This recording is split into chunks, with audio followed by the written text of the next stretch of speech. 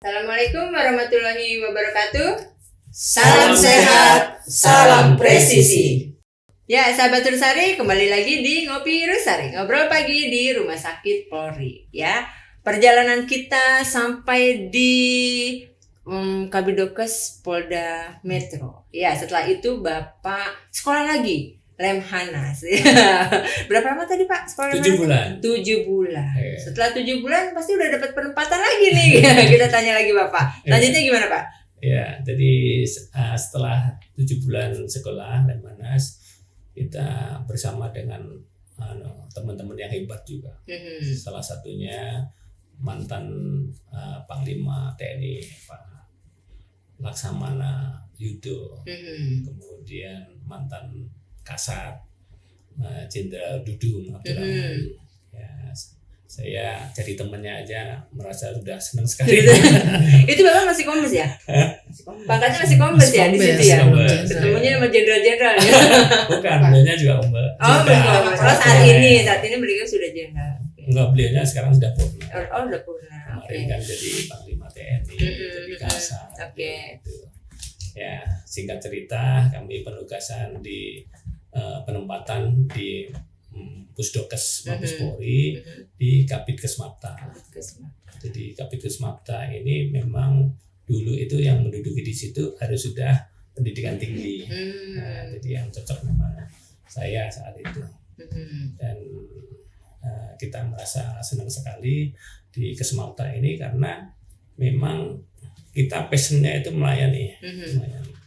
Jadi tahu nggak kalau misalnya habis kita periksa itu satu-satu ngadep kita ini, ngadep untuk kamu kurang ini, kamu begini, kamu harus begini, kamu kalau perlu obat kita kasih obat dan sebagainya. Itu seleksi tapi rasa pelayanan. Jadi kalau rekan-rekan kita yang daftar Lemhanas, Sespimti, kemudian PKN 1 itu jumlahnya 350 itu. Jadi saya duduk itu untuk memberikan advice gitu. Dari jam 7 sampai jam 3 sore. Mereka bergantian. Kita bagi jadi 3 tahap. Tapi kita duduk terus di sini. Tapi memang kita senang memberikan pelayanan itu. Ini Mbak Evi, pelajaran yang paling saya dapat nih waktu beliau. Jadi saya bergabung dengan beliau itu tahun 2016. Jadi beliau 2014 jadi Kabidokes Mapta, saya 2016 ingat banget bulan Mei itu saya dimutasi ke Pusdokes membantu beliau. Saya nggak tahu nih latar belakangnya kenapa, kan saya waktu itu mintanya jadi bergabung di Yankes gitu ya. Terus penempatannya ternyata di Kesmapta. Jadi bareng sama Bapak. Jadi Kaspep. Nah, pas Kaspep dimotivasi beliau, yang dari kewilayahan harus belajar melayani. Disitulah saya melihat dan belajar terkait bagaimana memberikan pelayanan kepada personil Polri yang sedang mengikuti seleksi. Jadi pada sebelum saya bertemu dengan beliau, saya itu suka nggak peduli. Ya udah nggak lulus aja. Besok tahun depan ulang lagi. Tapi dengan beliau saya diberikan ilmu bagaimana kita harus merubah yang tidak memenuhi syarat itu menjadi memenuhi syarat dengan kita mengedukasi. Jadi program pertama pendalaman Rikes ini pada saat beliau menjadi Kabidokes Mapta gitu, dan ini diterapkan. Jadi artinya begini, bahwa kalau kesehatan personil itu mengikuti seleksi dia TMS, sebenarnya sebagian kesalahan di kita karena kita tidak melakukan pemilihan kesehatan. Jadi oleh beliau, kami diajari waktu itu semua dokter harus punya feedback. Bapak kekurangannya ini, Bapak langkahnya seperti ini, kami akan lakukan pembinaan kesehatan supaya tahun depan Bapak tetap sehat. Jadi ada proses-proses pembelajaran di sini dan itu saya terapkan waktu saya menjadi Kabidokes. Jadi kalau dulu tuh ada yang treadmillnya jelek, kita kan langsung ya sudah gitu. Kalau enggak langsung pemeriksaan MCT scan, kita harus terapi yang bersangkutan. Itu yang kami terapkan sampai saat ini. Itu panutan saya gitu. Oh iya. Berkesan saya. Jadi kalau ada sesuatu yang perlu tindak lanjut, kita kasih tindak lanjut di situ. Kita hanya tidak hanya treadmill, tapi ada pemeriksaan cardiac MCT. Ada yang kita pasang juga, pasang stand itu. Jadi memang ya kita harus bermanfaat lah. Jadi ternyata luar biasa pengaruhnya. Jadi beliaunya itu sangat terkesan sekali. Dok, saya dulu ngikuti ini bolak-balik nggak lulus. Lulus itu maksudnya kesehatannya baik, tapi tidak lulus untuk sekolah. Nah, dan saya orangnya ingat persis. Jadi advice saya itu sampai sekarang, oh Bapak itu ada kekurangan di sini. Masih ingat dari berapa 10 tahun yang lalu itu ketika sekarang di rumah sakit ini, komandan ini sakitnya ini masih ingat saya. Walaupun tidak merasa diingat-ingat. Iya. Ya itu pelajaran yang ya kemudian kami waktu menjadi membantu beliau itu membuat TR arahan kepada, mungkin karena latar belakang beliau kan pertama kali bertugasnya di SPN. Jadi saya jabatan Kasubdit Kesprov itu lebih fokus kepada SPN. Di sana ada program-program yang selama ini mungkin itu harusnya kita lakukan, di mana kesehatan siswa itu menjadi tanggung jawab kita. Jadi kita waktu itu ada yang namanya penyuluhan kesehatan jiwa sebelum melakukan pendidikan, di mana instruktur Gadik itu kita latih untuk mendekati siswa itu dari aspek kejiwaannya. Kemudian waktu itu juga ada kejadian heat stroke. Nah, jadi kita punya program-program promotif preventif untuk pencegahan heat stroke. Jujur Mbak Evi, saya dokter gigi nggak ngerti heat stroke. Akhirnya saya baca jurnal tentang heat stroke. Jadi kalau saya sekarang ditanya heat stroke itu di luar kepala itu tentang beliau, karena saya jadi beliau tuh kadang-kadang menelurkan ide, kemudian ayo kamu bisa ngapain di sini gitu. Jadi ide-ide liarnya ditangkap gitu. Kemudian saya jadi belajar. Alhamdulillah selama kepemimpinan beliau kami sudah buat beberapa aplikasi. Kemudian perkap terkait head stroke, terkait gizi di siswa, kemudian terkait kesehatan jiwa, dan beliau mencetuskan juga pemeriksaan kesehatan jiwa sebagai dasar penempatan waktu itu untuk Taruna Akpol. Jadi beliau itu benar-benar inovatif, dan kami yang di bawahnya itu harus berlari kencang mengimbangi begitu. Tapi alhamdulillah, terima kasih Pak Haryanto membuat saya jadi nggak fokus dokter giginya, tapi lebih luar biasa. Tapi nggak menyesal loh Pak. Jadi kita ini sekarang itu kan ada pelajaran tentang manajemen risiko dan sebagainya. Sebenarnya kita dulu 10 tahun yang lalu sudah menerapkan itu. Ya, jadi ketika ini siswa-siswa ini mau pendidikan itu yang akan terjadi di SPN itu kira-kira ini. Lah kita bagaimana prevensinya ini? Lah supaya kita sosialisasikan pada pendidiknya, pada siswanya. Jadi kita bersama-sama. Iya. Jadi Bapak udah punya feel ya, karena dulunya pernah di SPN gitu kan. Jadi kalau ada apa-apa kejadian itu nomor 1 yang di SMS kita. Sama dokternya, sama ini. Jadi kita belum KSPN-nya mungkin belum tahu ya, Kapusdiknya mungkin belum tahu, tapi kita sudah tahu itu. Wah, kita evaluasi apa yang kurang. Setelah evaluasi, perintahnya Kasubdit Kesprov buat TR dan investigasi. Kita waktu itu juga ada kasus di mana siswa itu banyak stress fracture. Jadi di suatu polda. Jadi ada beberapa 16 siswa atau 18 siswa itu stress fracture bersama-sama, dan beliau memerintahkan saya untuk investigasi, dan kita membuat program baru pemeriksaan densitas tulang.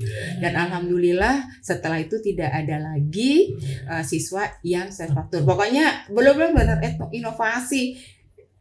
Jadi kami yang di bawahnya itu harus ngikutin gitu ya, dan alhamdulillah saya diberi kesempatan untuk kembali sini untuk mencuri lagi keilmuannya. Untuk ambil lagi. Berapa lama Pak di Smapta? Smapta mungkin saat ini yang lumayan lama, 4,5 tahun. Oke. 4,5 tahun. Jadi kami setelah 4,5 tahun ini pimpinan, ya kemudian kita sudah di sana sudah teratur, sudah baik gitu kan. Nah, barangkali kita punya grading yang lebih tinggi di mana. Nah, saya ditempatkan di Matarum Kids ini. Oke. Tahun berapa tuh berarti Pak? 2018. 2018. Oktober 2018. Saya sangat ingat sekali karena pada saat itu sedang ada operasi DVI di sini. Oke. Ya. DVI apa Pak? Ini, Sriwijaya. AirAsia. Oh, RSI ya. Iya. Oke. Nah, jadi ketika saya datang ke sini dengan ada case operasi DVI dan saya meninggalkan Wakarungkit pada saat itu ke Sespusdokes dan ke BNN pada saat ada DVI juga. Jadi operasi DVI juga. Oke. Jadi di 2018 masuk di Ya, sini 2018. Oktober saat ada Ya. operasi DVI ya. Ya. Oke. Jadi saya perintahnya pimpinan itu, kamu langsung bekerja sana. Satu hari bukan lagi 24 jam, tapi 36 jam. Oh siap. Berarti Karungkitnya siapa pada saat itu Pak? Udah yang ganti yang baru Pak Brigjen Musafa. Oh, Dr. Musafa. Bersama dengan Dr. Musafa Iya. pada saat itu ya. Oke. Ibu udah di sini belum Bu waktu itu? 2020 Pak Bapak Wakarungkit ya 2018. 2018 Ya. belum, saya masih di Pusdokes jadi Kasubag Oh, SDM. masih di Dokes. Berarti ketika datang sebagai waka, tantangannya apa Pak di rumah sakit kita? Waduh, kita belajar lagi di menjadi kita pelayanan di rumah sakit yang sudah kita bergeser ke Medan ya, ke Sumatera Utara tadi, ke Polda Sumatera Utara itu kan dari kepala rumah sakit Bayangkara di Semarang. Nah, terpaksa kita harus ya bukan terpaksa ya, dengan sukarela kita harus belajar lagi tentang rumah sakitan. Dan kita kembali lagi, kita banyak menolong orang, kemudian banyak telepon yang kita harus memberikan kemudahan pada pasien-pasien ini. Oke. Ada tantangan yang berat lagi, yaitu kita bersama-sama dengan Pak Kepala Rumah Sakit pada saat itu kita ngejar akreditasi juga saat itu. Oke. Akreditasi rumah sakit ya? Ya, akreditasi rumah sakit untuk 13 layanan. Dan alhamdulillah dalam waktu 4 bulan kita kejar terus, akhirnya ya terakreditasi. Akreditasi pada saat itu ya. Oke, sahabat Trisari, kita break dulu, nanti kembali lagi setelah yang satu ini. Selamat datang di website Rumah Sakit Bayangkara tingkat 1 Pusdokes Polri. Kini, website Rumah Sakit Bayangkara tingkat 1 Pusdokes Polri hadir dengan informasi terupdate seputar Rumah Sakit Polri dalam mendukung tugas kedokteran kepolisian.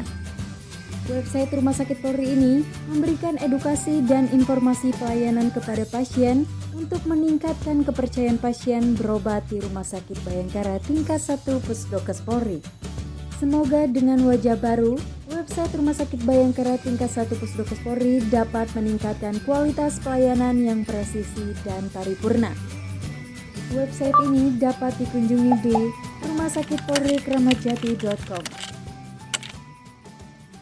Ya, sahabat Trisari, kembali lagi di Ngopi Rusari, ngobrol pagi di Rumah Sakit Polri. Ya, sekarang Pak Karungkit sudah sampai di rumah sakit kita. Ya, rumah sakit tercinta. Tapi saat itu posisinya beliau di Wakarungkit Bayangkara tingkat 1 Pusdokes Polri. Ya, Bapak masuk sini tadi lagi DVI ya, lagi ada kegiatan DVI gitu ya. Dan tadi Bu Andrini juga nyebutin masuk di sini ketemu sama Pak Waka pada saat itu momennya COVID. Pas momen lagi ya, Bapak datang pas ada yang harus dikerjakan terus. Gimana Pak pada saat itu? Ya, jadi setelah kita pikirkan sekarang ya, alhamdulillah kita diberi kesempatan yang langka seperti itu. Jadi memang kita sebagai Kasub Satgas COVID pada saat itu bersama Bu Andri ini yang bagaimana semua rumah sakit di Indonesia itu belajar daripada kejadian COVID ini. Jadi tidak ada yang sudah pernah mengalami yang siap, tidak ada. Jadi semua tidak siap dan kita siang malam kita setiap hari kita evaluasi. Ya, dan termasuk perjalanan itu cukup berat. Dan saya selama jadi waka itu ya masanya masa COVID itu.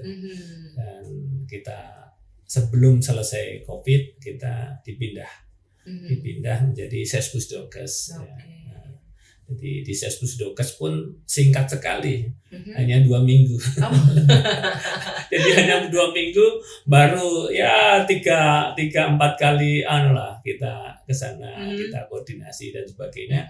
Sudah diminta untuk seleksi open bidding di Lemhanas. Jadi ya kita kalau sudah seleksi serius. Kita akhirnya diterima oleh Lemhanas maaf. Jadi BNN ya. Iya. Jadi BNN di sana singkat cerita bisa masuk di sana. Kemudian kita masa orientasi 2 minggu. Ternyata kita terkena COVID. Oh ya tadi Ibu sampaikan. Jadi selama ini udah 9 bulan di sini ngurusi COVID tiap hari. Kalau sore kita keliling itu pakai asmat. Kemudian semangat. Ternyata ketika kita udah diterima di BNN sana, kita mungkin agak lengah. Mungkin saat akhir-akhir jabatan Wakarungkit ini ada kejadian DVI juga, jadi kita banyak berhubungan dengan masyarakat dan sebagainya. Kadang-kadang mungkin lalai, itulah akhirnya COVID-nya kita derita juga. Mau kenalan juga ya COVID sama Bapak gitu ya. Jadi selama 9 bulan nggak ada apa-apa dan di tempatnya COVID di rumah sakit. Saat itu sudah pindah ke BNN, kita orientasi 2 minggu malah kena. Iya. Dan kami dapat ceritanya cukup Bapak perjuangannya luar biasa di COVID itu ya Pak. Mungkin tinggal di ICU paling lama. Oke. Berapa lama gitu ya Pak? 2,5 bulan. 2,5 bulan. Jadi sebenarnya kita disuruh refleksi oleh Tuhan itu. Kamu bisa ngomongin semangat, bisa aja nyemangatin diri sendiri. Perjuangannya kayak apa Pak? Itu luar biasa. Ya, jadi memang luar biasa. Kita sepertinya harus introspeksi diri terhadap apa yang kita lakukan.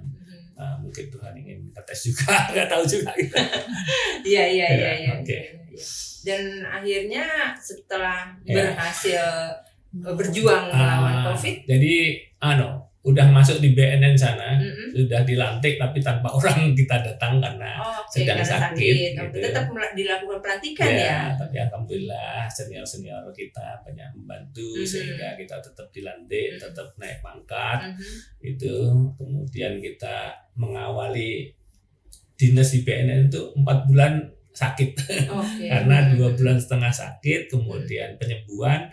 Jadi 4 bulan kita baru masuk di sana. Dan senior yang ada di sana, pimpinan BNN sangat welcome sekali, beliaunya sangat manusiawi sekali, tahu ya di derita kita dan sebagainya, kita disupport.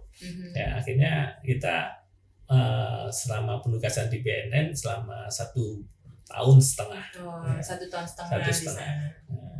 Ternyata pimpinan berharap kami balik ke Polri untuk menjadi kepala rumah sakit Polri. Oke. Pada tanggal 13 April 2022. Tapi sempat terpikir juga Pak akan kembali ke sini? Tidak terpikir. Tidak terpikir. Oke. Jadi awalnya agak terpikir juga. Kita dimanapun tugas ya kita laksanakan lah. Tapi memang pada saat itu belum banyak bintang di sini. Jadi bintangnya yang aktif, yang sebagai kandidat itu ya Kapusdokes kosong, Kapusdokes kosong, yang ada bintangnya Karungkit. Beliau Pak Kapusdokesan saat ini, ya beliaunya ke sana, saya dari BNN ke kepala rumah sakit. Ya, kalau sekarang kan bintangnya udah banyak. Iya. Karo tuh banjir. Bingung milihnya yang mana, yang ini baik, yang ini baik, yang ini baik, semua baik. Iya. Ya karena udah jadi bintang pasti baik semua. Iya. Dan ketika kembali lagi ke rumah sakit ya Pak, gitu, dengan jabatan yang baru gitu, sebagai Bapak Karungkit dan dengan pengalaman pengalaman pernah mengalami di ICU gitu kan. Feel-nya seperti apa Pak ketika datang ke sini? Saya seperti kembali ke rumah. Ke rumah. Makanya kayaknya baru kemarin ya jadi waka gitu kan. Artinya kita masih hafal lah, kita teman-temannya masih ada ini. Makanya kita motonya gaspol, jangan kendor. Oh iya betul. Jadi moto pertama Iya, itu. betul. Jadi sebenarnya menyemangati rekan-rekan ya, kita tidak perlu belajar banyak lagi karena saya masih ingat apa yang harus dikembangkan di rumah sakit ini. Jadi makanya gaspol, jangan kendor. Nah, pernah nggak dengar diversity, healthy, prosperity? Pernah dengar. Nah, jadi itu kita ngomongin sama anggota bahwa kita itu terdiri dari keberagaman. Ada suku, ada ilmunya yang macam-macam gitu.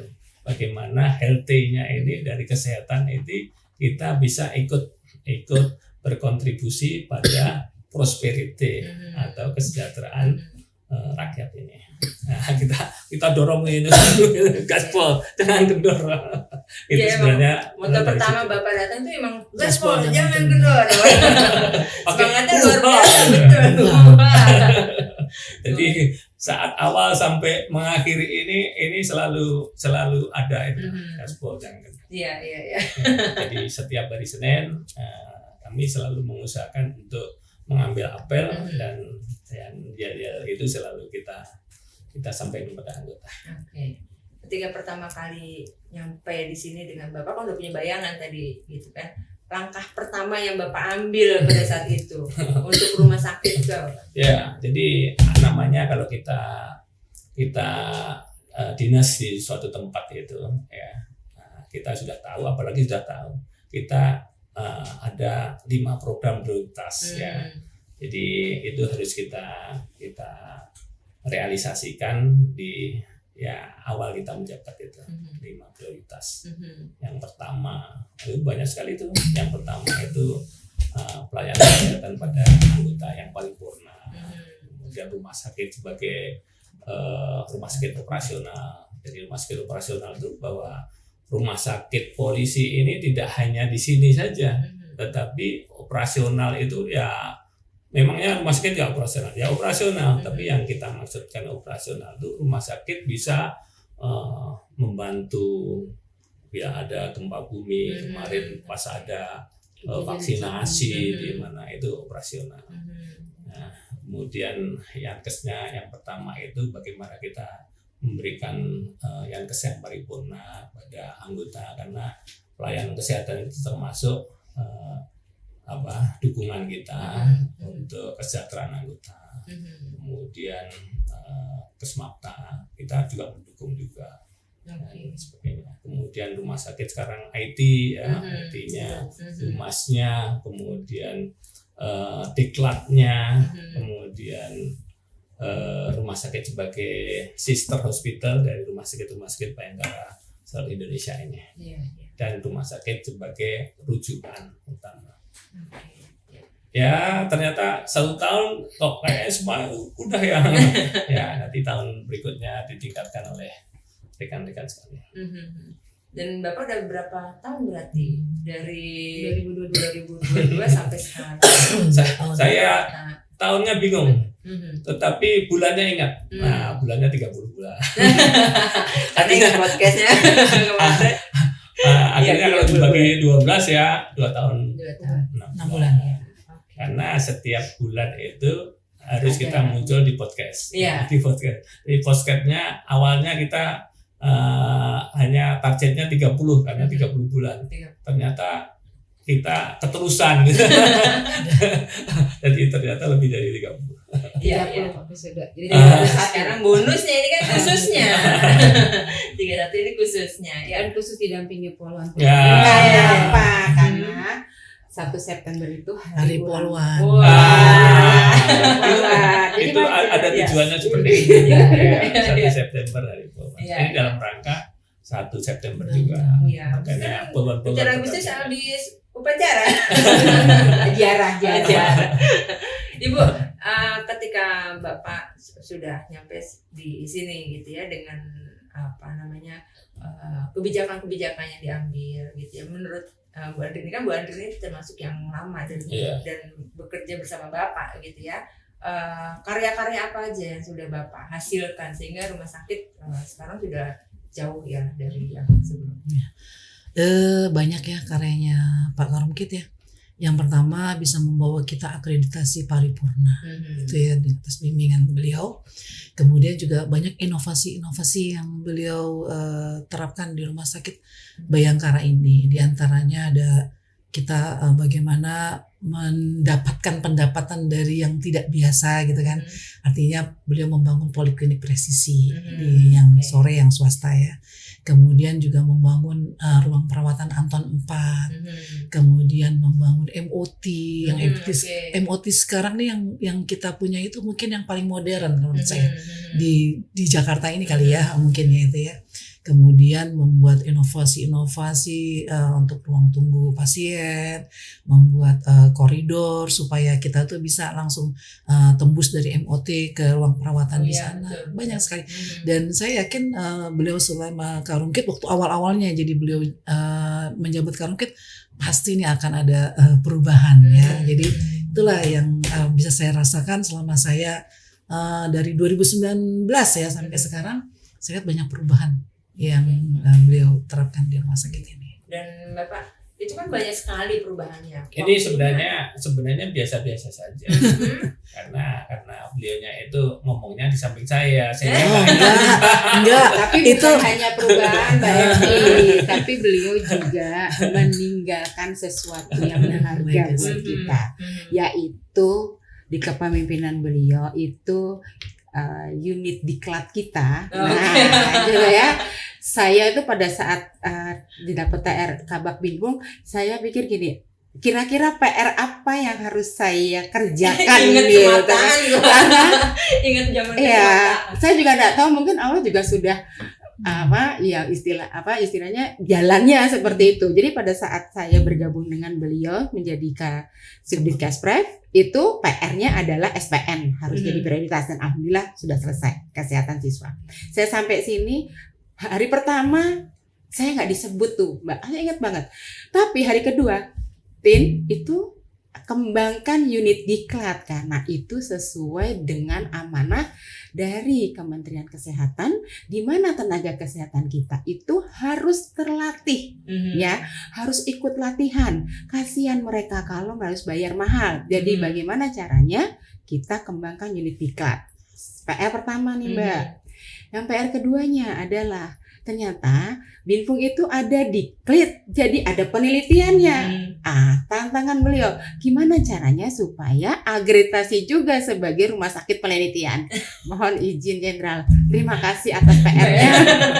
Dan saya banyak belajar. Kemudian sering diskusi dengan beliau, jangan lagi melihat sebagai rumah sakit itu hanya untuk memberikan pelayanan kesehatan kepada pasien, tetapi ada peluang-peluang untuk mendapatkan mencari layanan-layanan di luar layanan kesehatan. Jadi unit diklat penelitian itu kerjasama kita dengan rekan-rekan dari stakeholder pendidikan itu adalah peluang mengembangkan rumah sakit. Jadi rumah sakit kita sesuai dengan slogan beliau tahun ini ya, yaitu terus tumbuh dan belajar untuk yang menjadi yang terdepan. Kalau misalnya tidak dipimpin beliau, mungkin saya sampai sini Binfung Humas ini. Di sini saya ditantang untuk mengembangkan Humas sebagai promosi dan juga nanti Humas juga sebagai sumber pendapatan dari pelayanan masyarakat umum. Jadi gitu. Ada lagi Mbak Evi, saya tambahin lagi nih ya. Saya baru tahu bahwa penghargaan itu tidak hanya sekedar materi dari Bapak Karumkit ini. Jadi beliau itu memberikan penghargaan berupa sekolah. Ya, sekolah yang dibiayai setengahnya dari rumah sakit ya. Karena beasiswa pendidikan untuk SDM kita untuk melanjutkan S1. Ya, itu. Dan nurse juga Bu. Dan nurse ya. Jadi itu dari beliau lah ada penghargaan tidak berupa materi saja tapi juga pendidikan. Ya tadi sebenarnya kita mau merubah itu harus melalui pendidikan tadi. Jadi kita ini kan mau berkembang itu ya sesuai tadi terus tumbuh dan belajar menjadi yang terdepan. Kalau mau menjadi terdepan kita harus belajar tadi.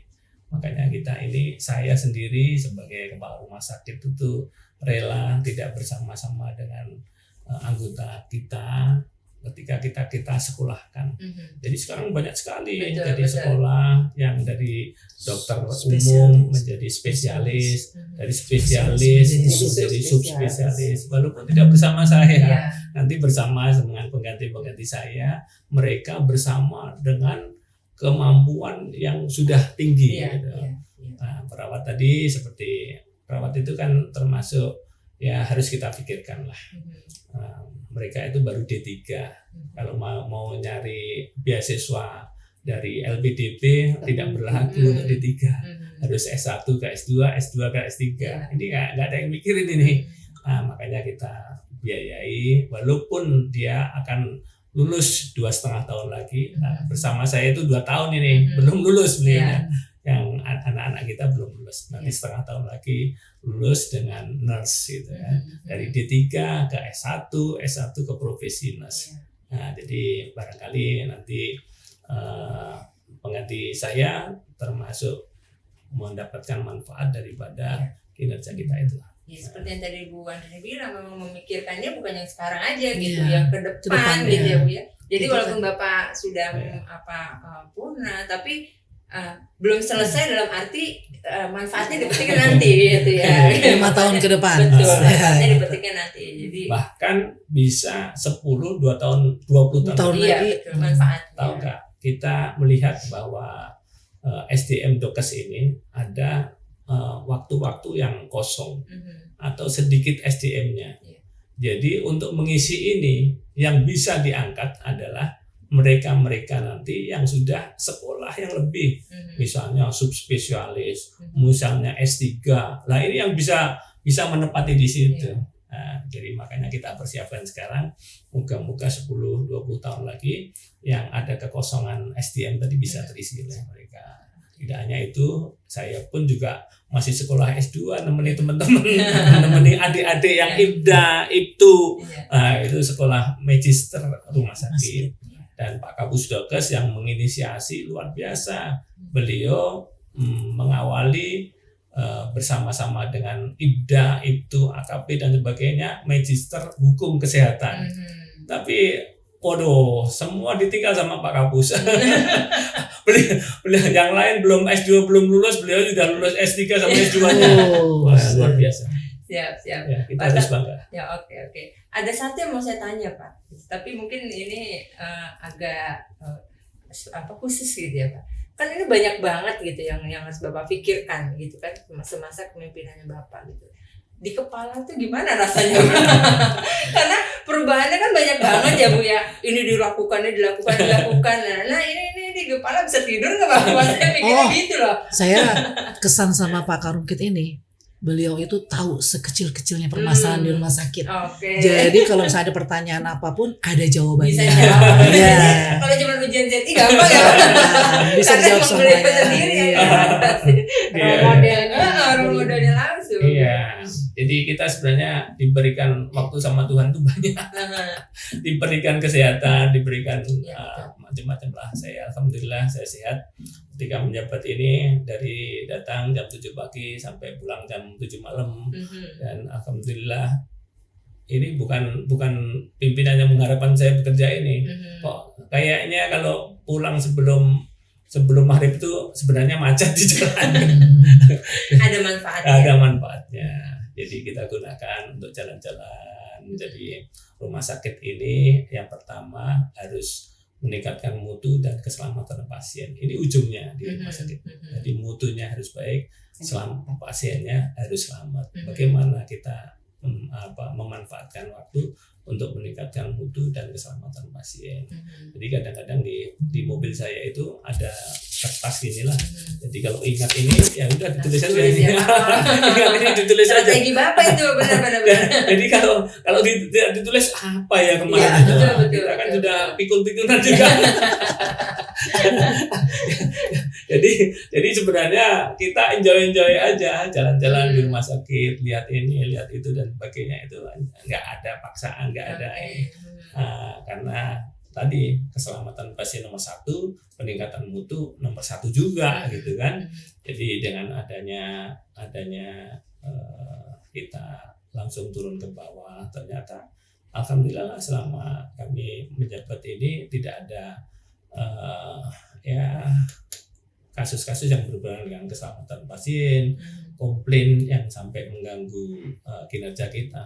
Kita sekali komplain yang berhubungan dengan hukum keselamatan pasien, ada orang yang ya berkasus tentang keduanya itu, aduh waktu kita habis. Ya, lebih bagus kita antisipasi, ya capek sedikit tapi ikhlas dan sebagainya. Insya Allah baiklah.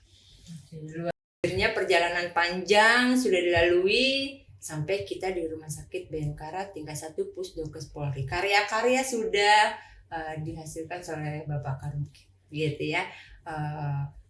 Kebijakan-kebijakan, cara kepemimpinan, 2 tahun lebih Bapak bersama kita. Bu Andrini sebagai yang menjalankan tugas bersama Bapak sebagai rekan kerja selama Bapak bekerja di rumah sakit kita, gitu. Apa kesan yang Ibu dapatkan? Kalau kesan banyak ya, tetapi yang saya selalu ingat adalah waktu pertama kali bertemu Pak Karumkit ini humble. Itu masih pangkat Ibda. Berubah nggak Bu sampai Enggak. sekarang? Nah setelah bintang pun ternyata masih humble. Itu kesannya pertama. Kedua, saya takjub dengan kepemimpinan Pak Karumkit ini karena sekecil-kecilnya aja beliau tahu yang ada terjadi di rumah sakit ini. Nah susah itu. Pimpinan biasanya kan hanya tahu di atasnya, tapi beliau sampai ke bawah sekecil-kecilnya apa yang rusak tahu, gitu ya. Nah itu yang kesan kedua. Yang ketiga kesan saya adalah beliau ini emang dari dulu nggak pernah marah gitu loh. Mau jadi pemimpin di Bitkes Mata pun saya nggak pernah melihat beliau marah gitu. Sampai sekarang pun ini Bapak kapan marahnya sih, nggak pernah marah gitu kan. Kalau kemarin dapat gelar ya Pak. Gelarnya Jenderal Tersabar kan. Ya, karena itu tadi apapun permasalahannya nggak pernah marah menggebu-gebu. Paling jawabannya nggak apa-apa gitu ya. Ya udah nggak apa-apa gitu tuh jawabannya. Jadi itu kesan saya terhadap kepemimpinan Pak Karumkit ya. Selain banyak inovasi-inovasi yang beliau terapkan di rumah sakit, kemudian untuk pengembangan SDM-nya juga beliau punya inovasi banyak gitu kan ya. Ya jadi itu Pak Karumkit kesan saya selama ini untuk Bapak ya dari mulai pertama sampai dengan sekarang. Oke, baik, luar biasa. Kesannya nggak luntur Pak. Dari pertama kenal sampai sekarang. Udah bintang. Gitu ya. Cuma kelirunya kenapa saya duduk di sini. Gitu. Jadi beliaunya kan pekewuh juga menyampaikan itu. Oh enggak Pak, tadi nggak ada Bapak kalau juga saya, bilang. kalau saya nggak di sini mungkin lain juga. Ngapain dari hati bener, dari hati yang terdalam ya kan. Dari sebelum itu kita pun Itu udah ngobrol Pak gitu. Itu naturalnya Bu Andri nih Pak. Saya bisa tahu. psikolog ya kan. Dokter Agustin, kesan selama mengenal Bapak dan mungkin kesan ketika masuk ke sini.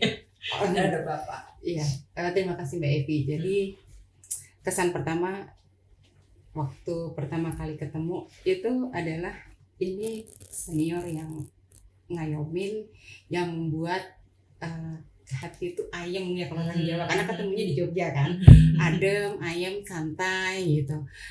Belum mengenal waktu itu. Setelah diberi kesempatan menjadi bawahan langsung beliau, kesannya adalah beliau itu sangat mengenal anggota dan bagaimana menjadikan lingkungan kerja itu sebagai keluarga. Karena untuk mencapai suatu kesuksesan kita juga harus merangkul gitu. Jadi beliau tuh ngayomin, merangkul. Ini panutan banget nih Mbak Evi. Terus kemudian yang kedua, beliau adalah pemimpin yang visioner.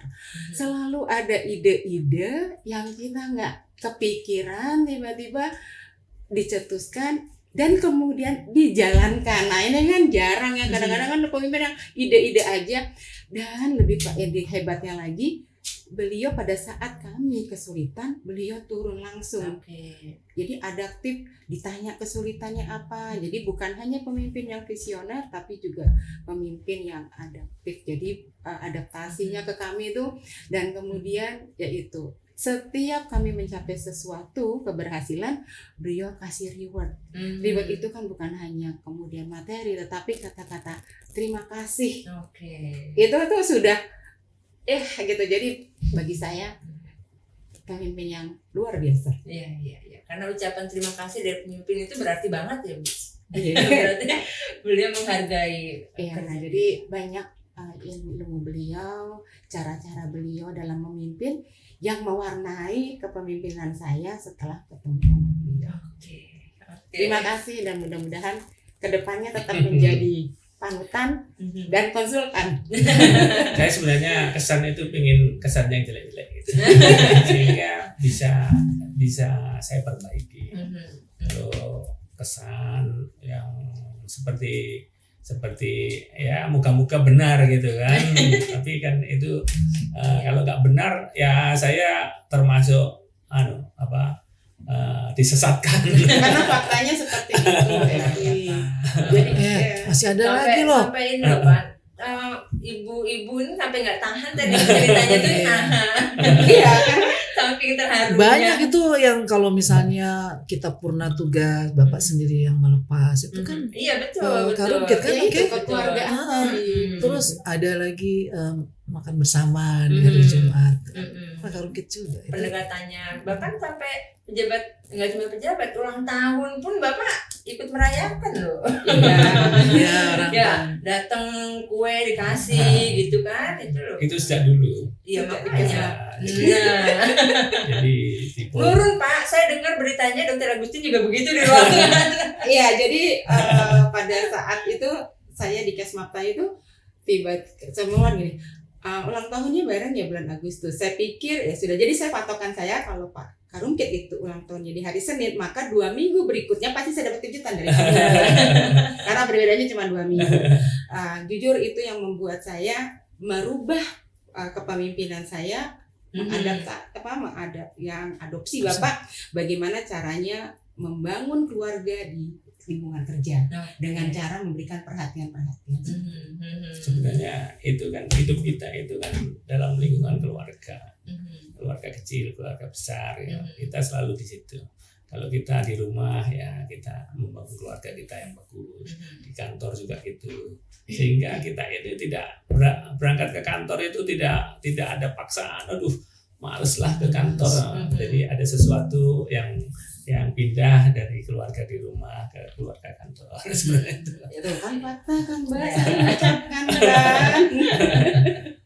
Dan itu dirasakan ya. Oke. Iya.